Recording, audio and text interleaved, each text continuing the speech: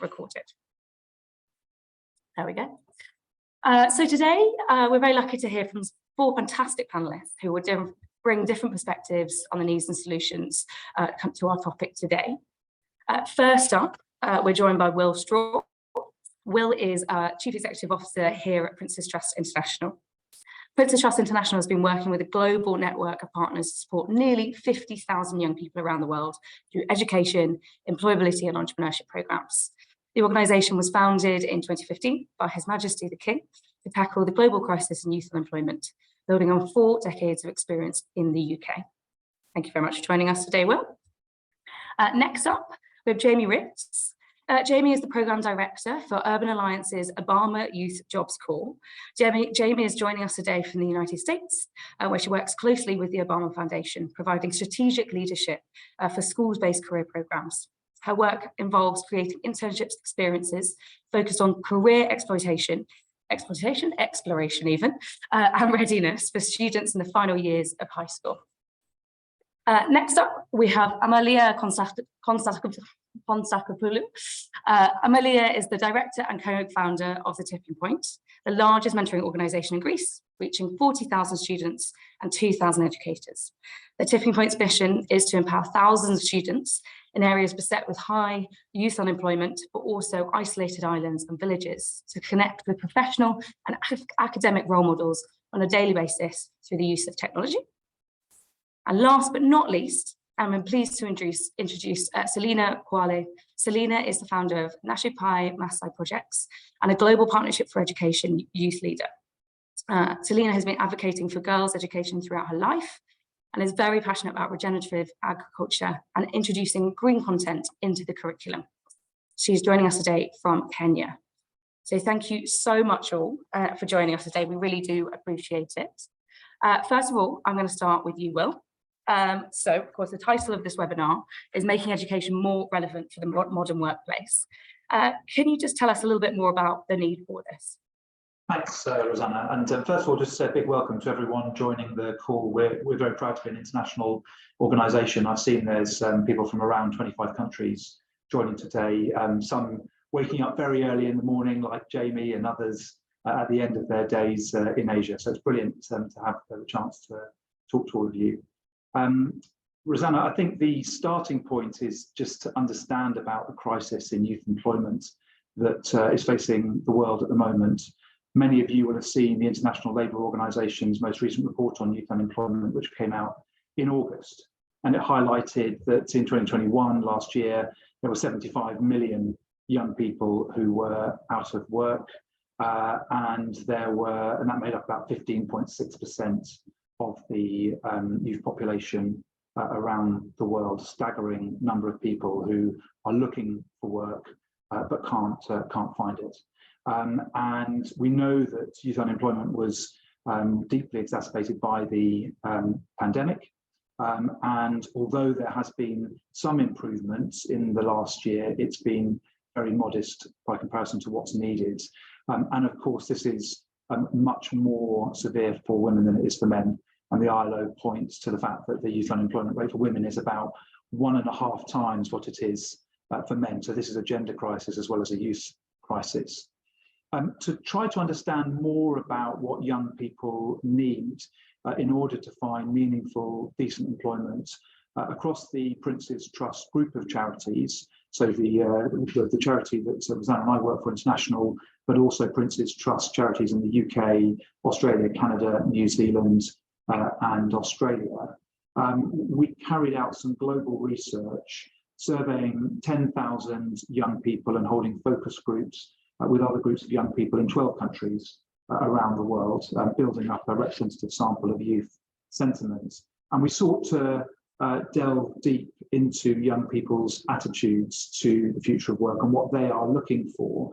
And one of the things that came out very clearly was that young people believe that the greatest response that governments can play is ensuring that schools and education is relevant to the world of work. So this is the number one thing that young people are asking governments to do.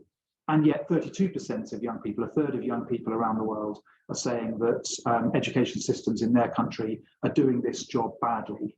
Very worryingly, for those of us based in the UK, that includes 55% of young people in the UK, which was the highest of any country that we surveyed. Just staggering to think that more young people are leaving the education in the UK believing that they have been served badly in terms of the future of work, but it's something that's common elsewhere.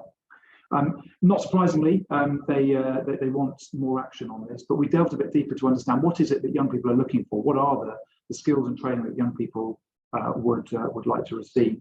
There was a lot of support, of course, for university education, 69%, high school diploma, 76%, basic schooling, 88%. But actually, the topics that were most popular with young people, around that 90%, 9 in 10 mark, included digital literacy, self-confidence, teamwork, communications, problem solving, resilience, reliability. Sometimes called soft skills. I think that's a bit unfair on those skills, which are actually quite hard. Better called employability skills or life skills. And those are the things that young people are looking for. I think they're the types of skills that organisations like ours and others on this webinar are looking to support. Young people are also keen for employers to get more involved and also interested in the opportunities, particularly in growing sectors like digital, green, and of course the care sector as well. Thank you, Will. I mean, really useful picture set there for us. Clearly, huge amount of work to be done. Fairly damning reports from young people about kind of their views of education and what's actually needed. So building on that, it'd be really interesting to hear, hear you kind of tell us a little bit about how is PTI, how is Prince's Trust International approaching this, and what have we learned so far? Thanks. So I sort of teed up this answer by describing the problem, and then hopefully what we're doing is helping to some extent.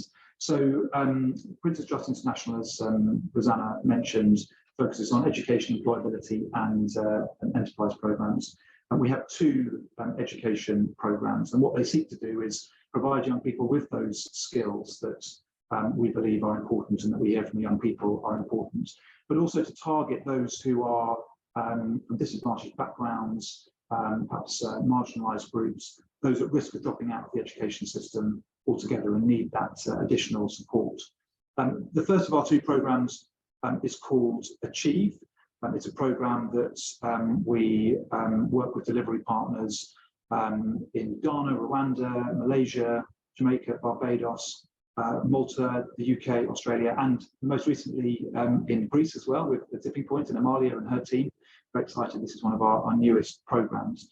And what it seeks to do is to help raise young people's aspirations, help them re-engage with their education through a more practical, community-focused approach to learning, where there are individual modules helping them gain the skills, and it can be adapted in a way that allows the local partners and local schools to think about what's most relevant in their setting. It can be taught for as much as 2 years. In the UK, it's taught over a 2-year cycle, and it comes with a qualification, a sort of 16-year-old qualification as well. So it's something that we found very, very positive with the young people that we have been working with through our delivery partners. The second is our Enterprise Challenge programme, which seeks to instill the entrepreneurial spirit and introduce some basic business concepts for young people who work in small teams of around 5. They, again, have a sort of modular element where they learn these basic business concepts, pricing, marketing, and so on. They then have the opportunity to test their business mettle on a digital business simulation game, which we've developed with colleagues at Prince's Trust in the UK, and work with a local business mentor to test out a business idea and then compete in a local competition. And the very best ideas go through to a finals. A local judging panel will decide on which are the best. In most countries, we're able to offer some seed funding and see whether those young people can then take those ideas forward. And we're now offering this programme in Ghana, Nigeria, Rwanda, Kenya, Uganda, Tanzania, Pakistan, Jordan, Barbados, and of course in the UK as well. So it's a growing global programme, and we're looking at ways in which we can bring those young people together. And in the last year, We supported about 9,000 young people through these 2 education programs, of which about 70% were girls. In the self-assessments that we asked, about 80% of young people said that the 2 programs, Achieve or Enterprise Challenge, helped them increase their self-confidence and some of the other social and emotional skills that we've touched on. Thank you so much, Will. I think a really interesting point that you said about making it relevant for the context. So how can it be adaptable? I think it's a really important point that it's not just one size fits all for this. Actually, it needs to be relevant for what potential jobs there are for young people beyond school. Thank you. Come over to Jamie now. So Jamie, Will mentioned the importance of bringing young people closer to job opportunities. Your work, of course, focuses on ensuring economic mobility, particularly for young people of colour in the US. Before you go on to tell us a little bit about how you actually do this, could you tell us a little bit about the context that you're working in? Okay, so there are lots of myths about Chicago. Some of the facts that we do know is that the largest group of unemployed youth in our city are ages 18 to 24, and they are our Black and Brown students. Chicago is the 3rd largest school district in the US, and we educate about 330,000 students per year. About 78,000 of those young people are in high schools, and they are in 91 high schools throughout our city. So Urban Alliance Chicago is really, really impactful in the way that we work, because we service about 45 of those high schools in the city. So that's more than half of those 9th, 10th, and 11th graders. So we work to have really deep and meaningful relationships in the schools, and we do that starting at the 10th, 11th, and 12th grade levels. Our entry into Chicago about 10 years ago was working with 12th graders, and that was kind of our flagship or introductory program. So in the 12th grade year, our partnership with Chicago Public Schools is really interesting, where students attend school at the beginning of the day. So they're in school from about 8 a.m. until 12 or noon.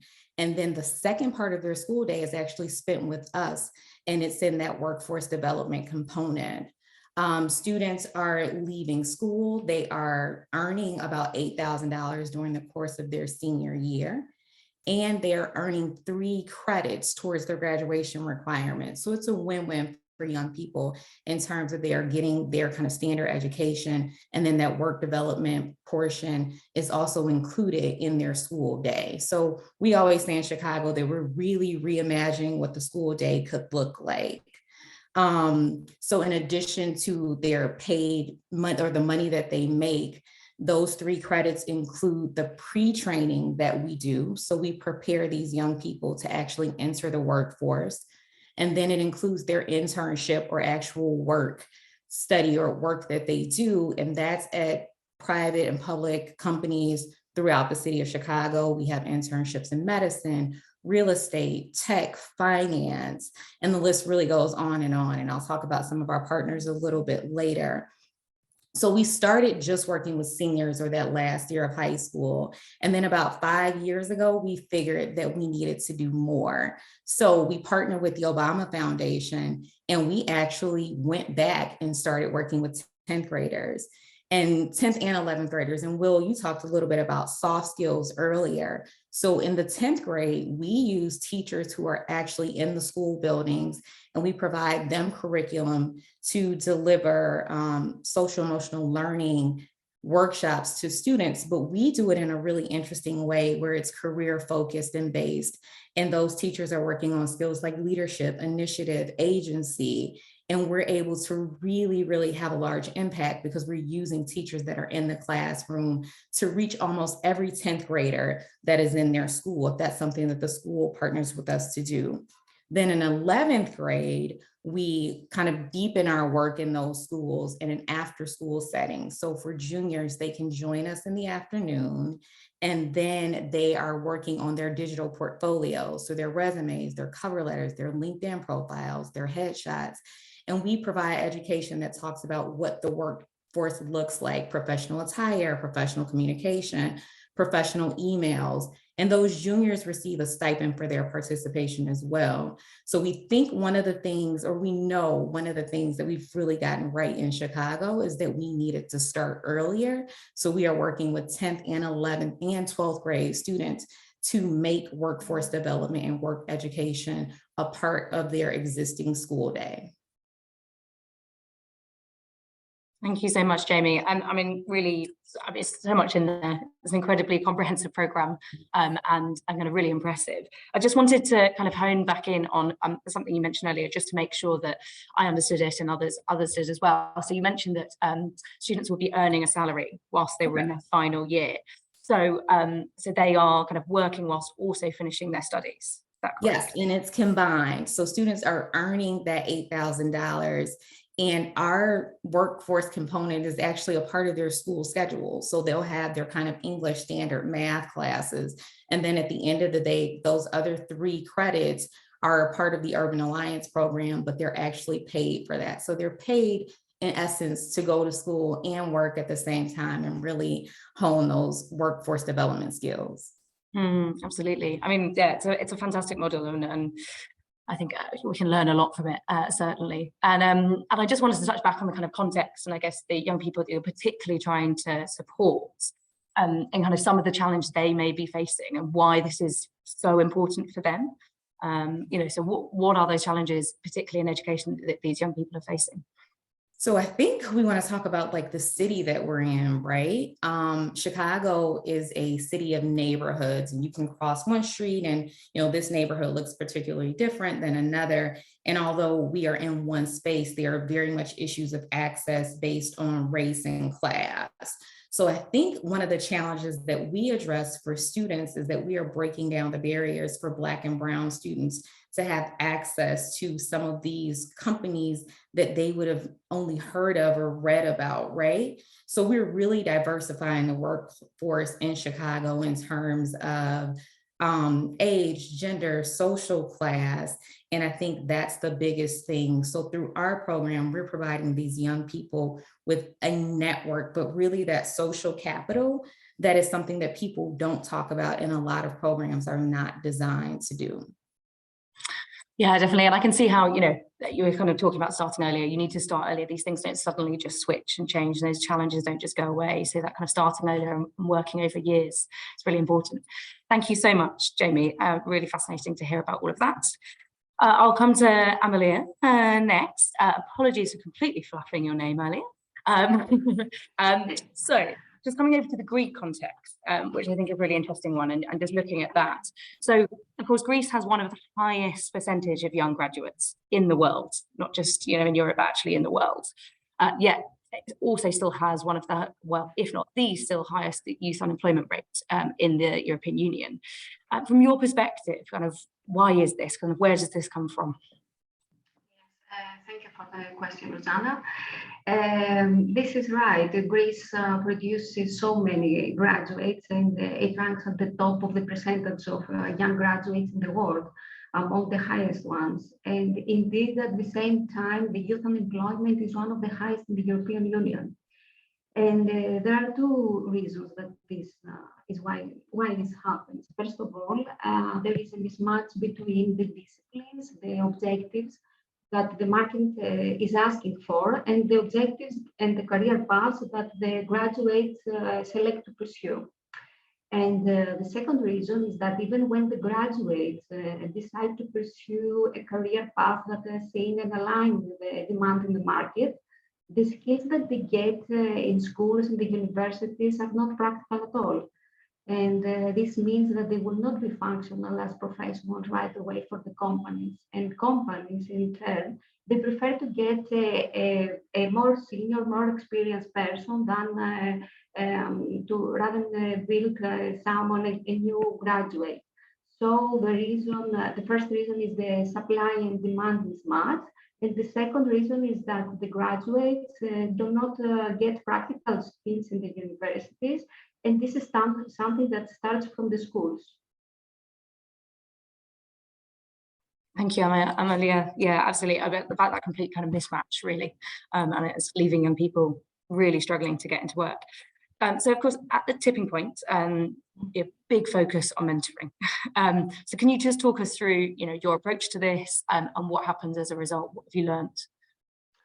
Yes, those reasons that I mentioned before are the ones that led me to set up the tipping point in order to bridge the gap between education and employment, and also from my experience, how I made my decisions back then when I have to do it. And I grew up also in remote areas, so all that kind end up in tipping point, which mission is to empower thousands of students, mostly in areas with high unemployment or isolated islands and villages, to consciously take their most critical decisions and prepare them not just for the workplace, but also for the world of tomorrow, and make also learning more relevant to real life. So we connect classes and students to professionals worldwide that they wouldn't be able to meet otherwise, either as part of their course schedule or as a career counseling session. Every day we pair almost 2,000 mentors from all over the world. For example, a physics class in Crete with a NASA engineer, a high school in Kalamata with an olive oil producer who bottles his product for top dealers worldwide. This, of course, takes place in a safe, non-intimidated environment where students and educators set the agenda of the meetings with professionals who interact with the students via live video sessions and asynchronous conversations. Moreover, the program is the way the program is implemented through mentoring and intervention. The students, by setting questions, have the opportunity to develop critical thinking, problem solving, and creativity. So the two things that we do through mentoring, which are matching with the problems that we mentioned before, is knowledge sharing in order to get into the career path that and decide consciously about matching their interests, the available career paths and the ones that have great demand, and the development of practical skills that make you functional in a work environment early on. So we could say that Tipping Point is an open eye experience, which we aim to offer to all schools in Greece. And right now we cover the 20% in the educational system in Greece and Greek schools abroad. And we believe that with our new collaboration with the Achieve program, we're going to enhance all this effort and offer more students in Greece. Thank you so much, Amalia. Yeah, amazing that you get all these mentors from across the world to share their incredible experiences in the actual classroom as well. I mean, I can only imagine how beneficial that is to young people. Really interesting model. And I'm kind of just very briefly, I wonder if you can share kind of any of the results and the stories that have come out of that, of young people engaging with these kinds of professionals. Sorry, can you repeat? Sorry, I was just saying it would be lovely to hear kind of any of the results or the stories from the young people, once the students, once they've engaged and been mentored. Yes, yes. A very simple but very characteristic also memory for me is when a younger girl in an island, from an island, decides to pursue a career in STEM.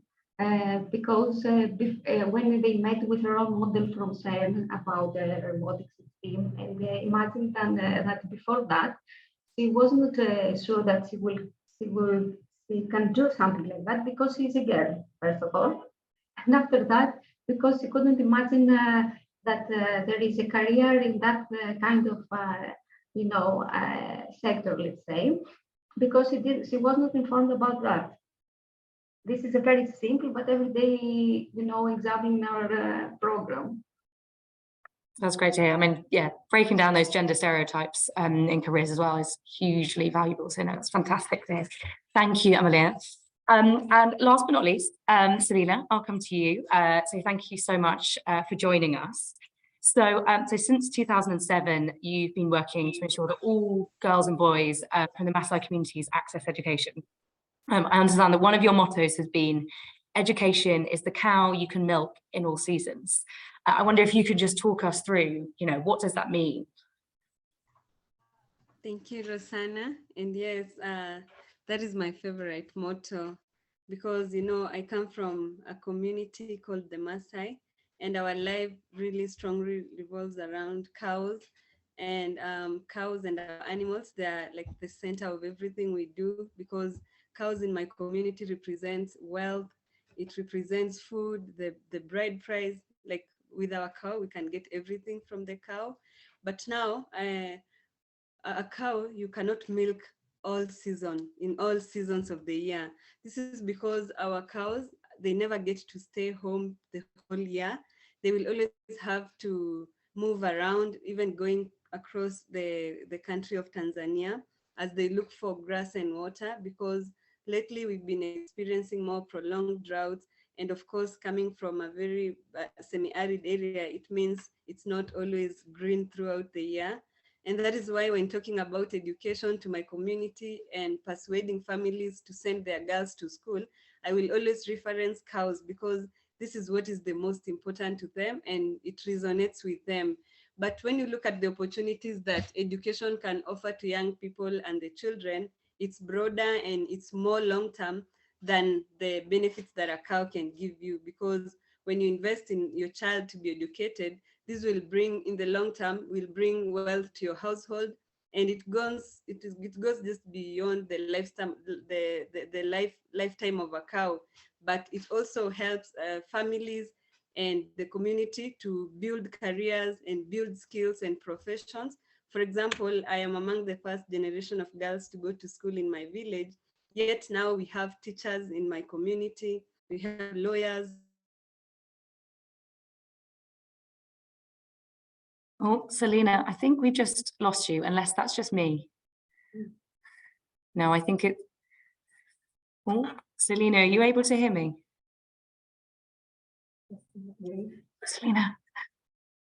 Selena, for some reason, we've lost your audio. Apologies, everyone. Can you hear Sorry. me? There we go, you're back, Selena. Sorry, we just lost the, let's say, 30 seconds, last 30 seconds of what you said. Okay. Yeah, I was just talking about why I really talk to the community about the cow, because it's what is important with them and it's what resonates to them, and just showing the community that education can give our society more than a cow can offer, because it will give you the job which you will have for almost forever until you're retired, which means the children will also have their monthly salaries, and they can actually have money which they can buy their cow with. So I always tell them the importance of them investing in their children to be educated, because it is wealth they will bring to the household, and it also brings many different professions to our communities. For example, I was talking about us being the first generation of girls to go to school in my village. And this has meant that with time, we've been having different professions. We have now a few teachers who mostly are girls. We have a lawyer in my village. We have a nurse, and we have business people, and all these professions that were built because we got a chance to go to school, we got our skills, and now we are making money or getting salaries from those skills and helping our younger brothers and sisters also access school, because my community still mostly does not value the education of a girl. Thank you, Selena. I mean, yeah, it's really interesting to hear, and I think it links into that. I mean, we've heard lots of very different approaches, but all about what is needed in that particular context. And actually here, you're talking about investing and getting people to actually, see the value and invest in that education, which is fantastic. And kind of building on from that, through all your work with the Nashapai and Maasai community projects, I understand that you've introduced kind of agriculture and crop farming into the curriculum in the local schools. I just wonder if you could kind of talk us through that. Why is that so needed in your particular area, and kind of what have you learned so far?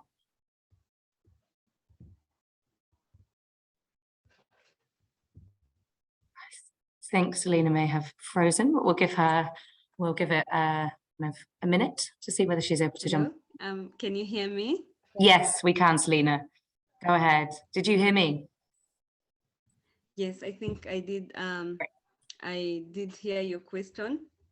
I hope you can hear me as I answer and give my insights to that.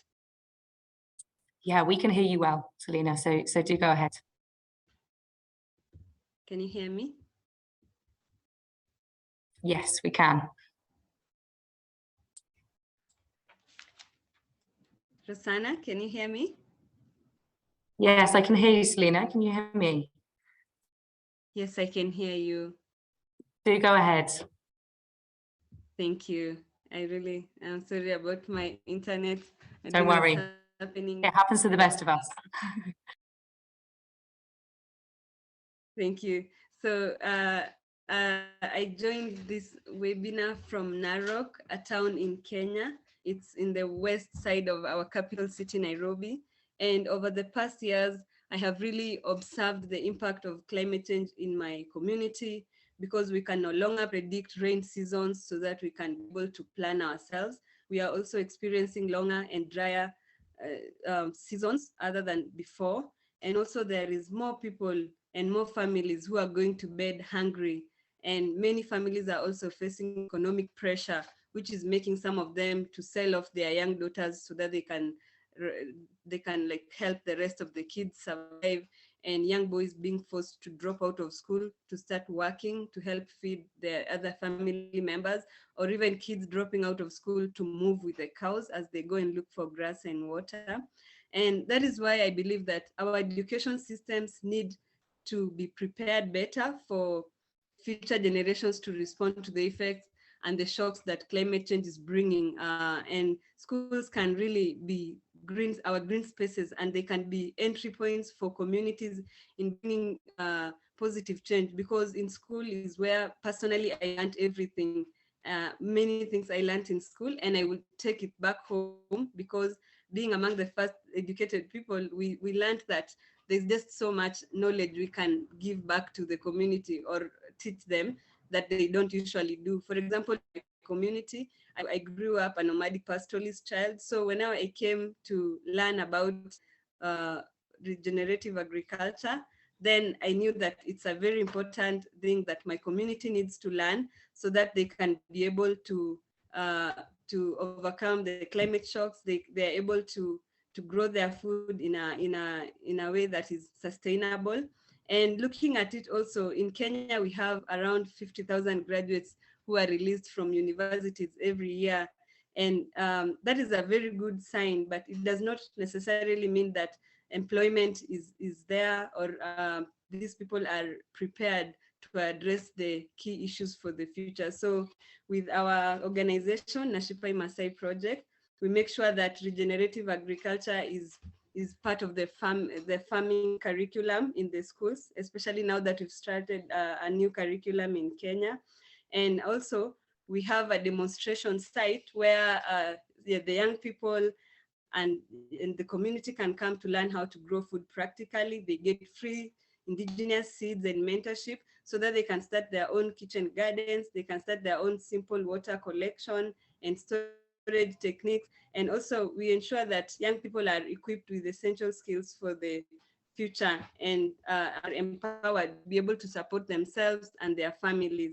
And I know that right now, climate change is not only affecting communities in Kenya, but this is a global crisis.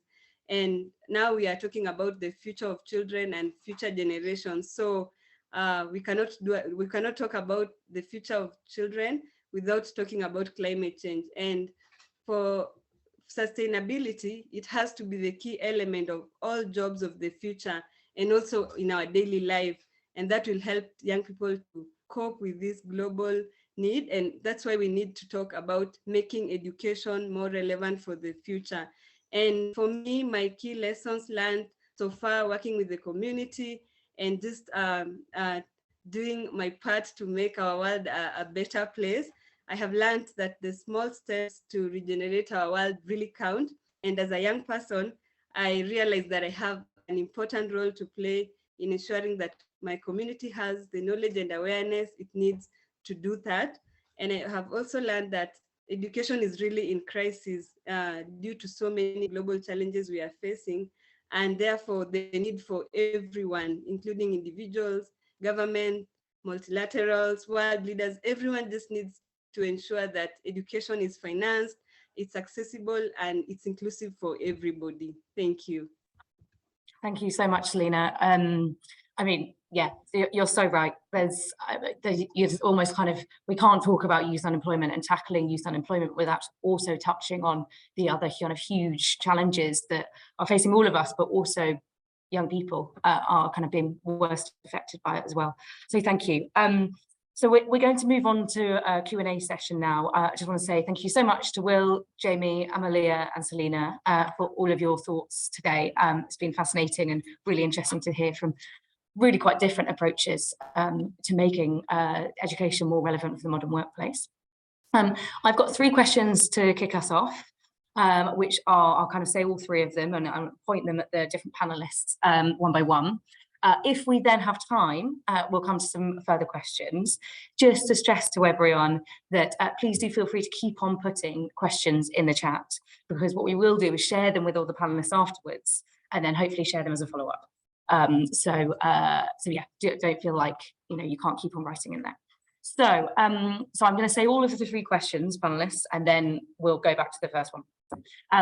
So the first question is one for Will on confidence. And the question is, you talked about these life skills being incorporated into the education system. One skill you talked about was confidence.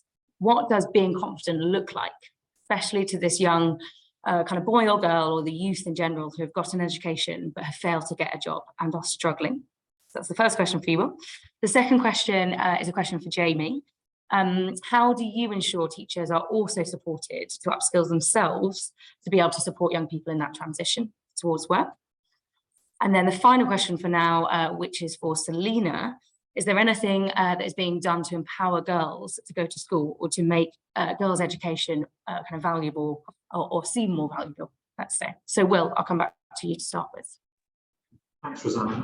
I saw that question. I think it's brilliant. I mean, I think at British Trust International, we would say that confidence is the bedrock of all the life skills and employability skills that we've talked about. It's very hard to imagine a young person being aspirational or stepping up their leadership skills without confidence.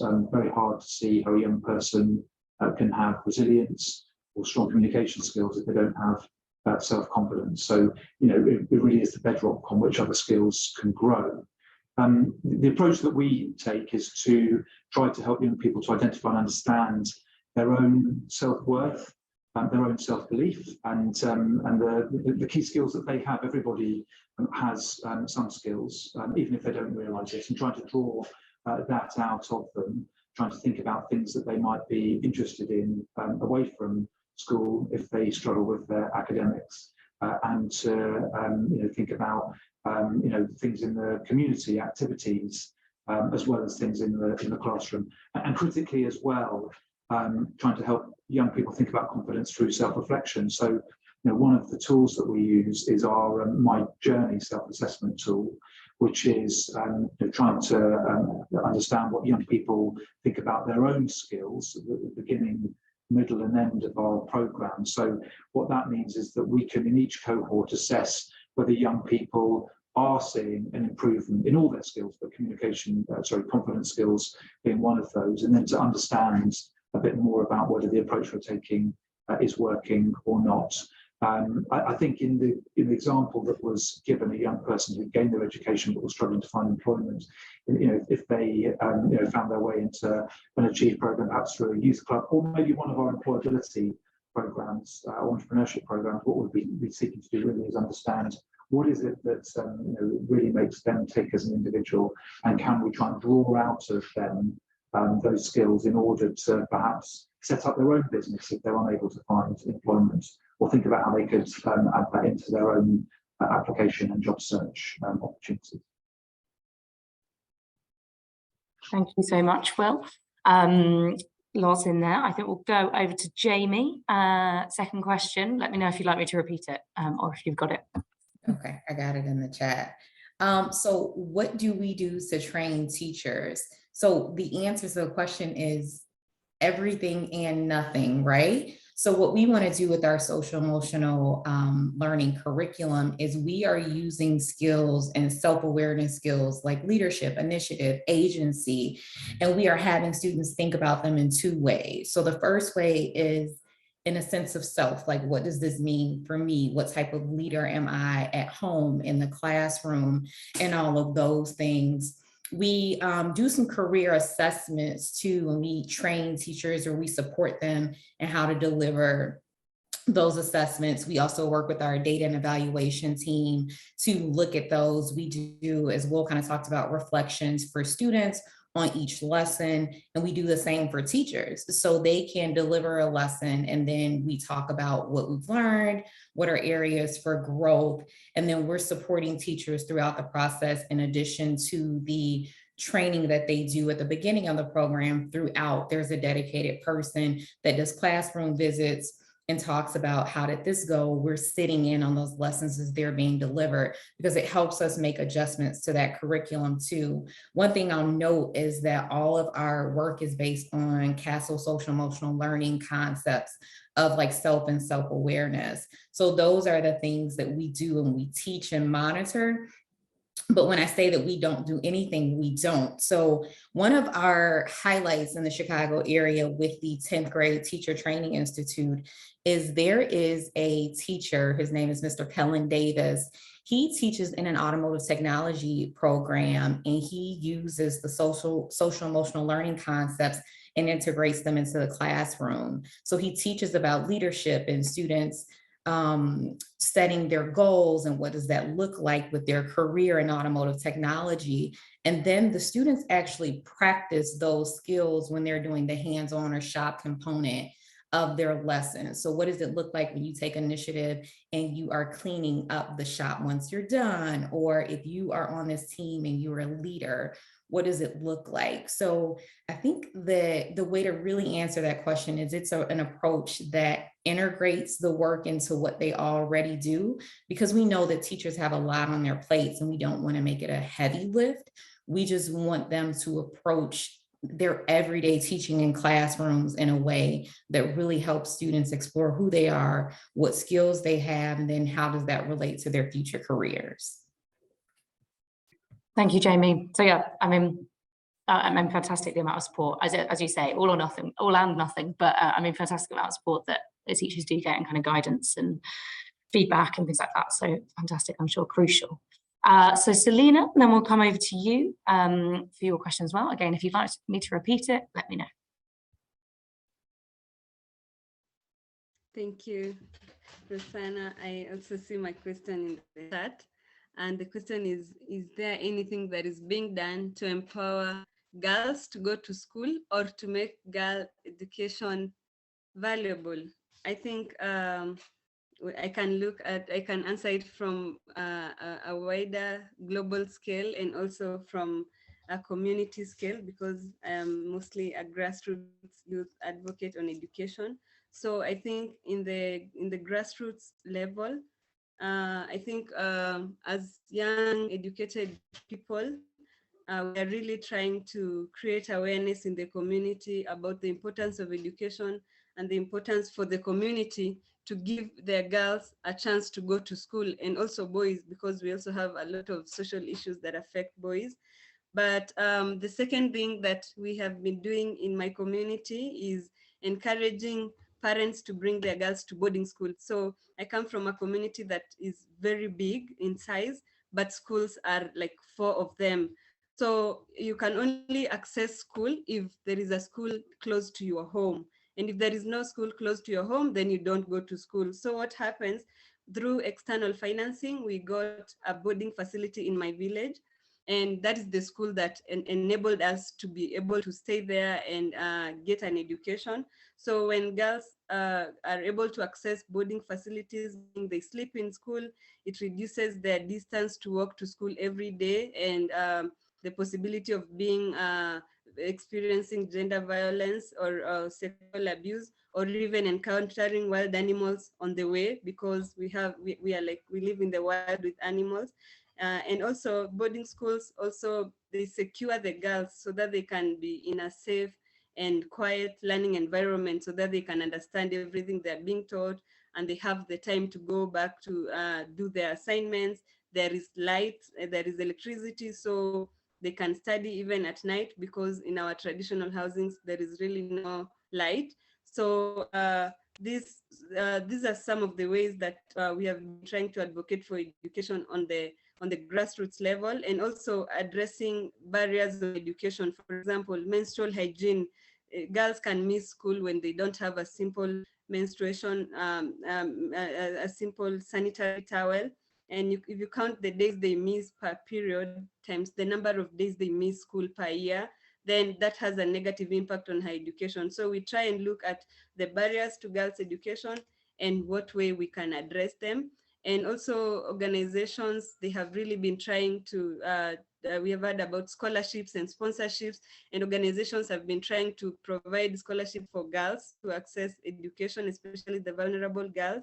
For example, I think the GPE, they have Girls Accelerator Program, and that is a fund that they are giving to countries which are lagging further behind in girls' education, so that they can also catch up and these girls are not left far much more behind. So I can say there is efforts that are being made, but we can always do more, because looking at the situation, more girls are still missing out on school, more girls are still going through cultural practices of child marriage and female genital mutilation. And working together, we can always continue to reverse this and make them into positive impacts and help girls to shine even brighter. Thank you. Absolutely, Selena.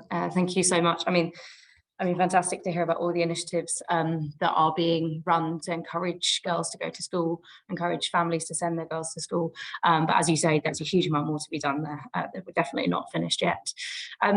Just conscious of time, I'm going to ask one question to Amalia and then possibly one question to all if we have time, but just so we don't kind of run over. So Amalia, how do you include safeguarding considerations in making sure that young people that are in touch with these mentors and through these digital platforms are safe at all times? Yes. First of all, we have to make it clear that we have in our program one classroom with one mentor. So we don't have the mentoring intervention one-to-one, sorry. So there is always we collaborate always with educators. First of all, we are our ambassadors at schools for our program. So we have a vetting process for the mentors before entering the community.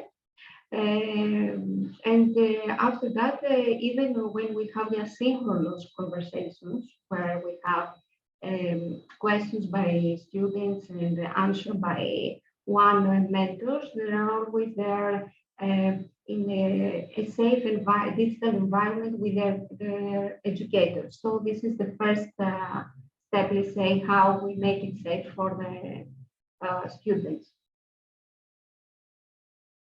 Thank you, Amalia. That's fantastic. And yeah, educators and the teachers being key in that, absolutely key.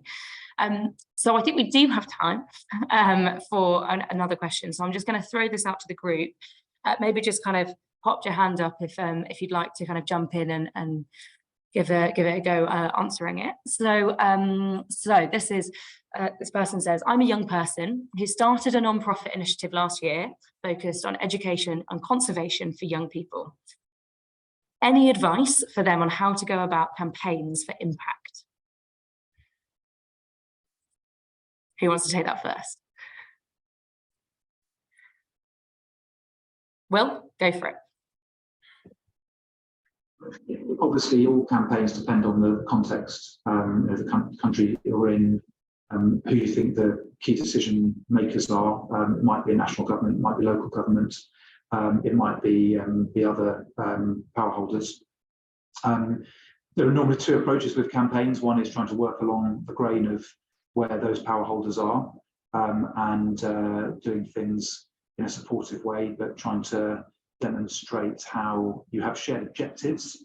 And in relation to this, the shared objectives might be that most governments and other power holders now recognise that we're in a climate crisis and that we need efforts both to mitigate carbon emissions and adapt to the worst impacts of climate change. And this is going to get harder as time goes on. And most governments and power holders also recognise the importance of empowering young people and certainly helping young people find employment. So if you can create an argument about how your programme and your work will help a government or a business or someone else to achieve their objectives, then that can be a very, very effective campaign. Of course, sometimes power holders, decision makers don't listen or can't see the wood for the trees, and that's a time to try and mobilise public opinion. And there's a sort of multitude of different ways to do that, but making as much noise and demonstrating how that noise can lead to actions that could be problematic for the decision makers is normally the sort of shortcut, effective way to do it, although it's hard and needs to be done in volume over time. So there'll be a couple of approaches. Thank you, Will. Anyone else want to come in and share any other advice for this young person in the audience? If not, I might go, I'm just looking at my timekeeper to see if I can ask one more question. She's shaking her head. She's shaking her head. I can't do that. Okay, so I think we will bring this to a close. Obviously, Jamie, Amalia, or Selena, if you think of something, do just raise your hand. Happy for you to come back in. But I just want to say a huge thank you to all of our panelists, the PTI team behind the scenes. My colleague Susanna, who you can't see, who's sitting opposite me, has put a huge amount of work into this. So a huge thank you to her. And of course, to you wonderful audience for joining us today. We've heard a lot. It's only a short period of time. It always flies by, just 1 hour.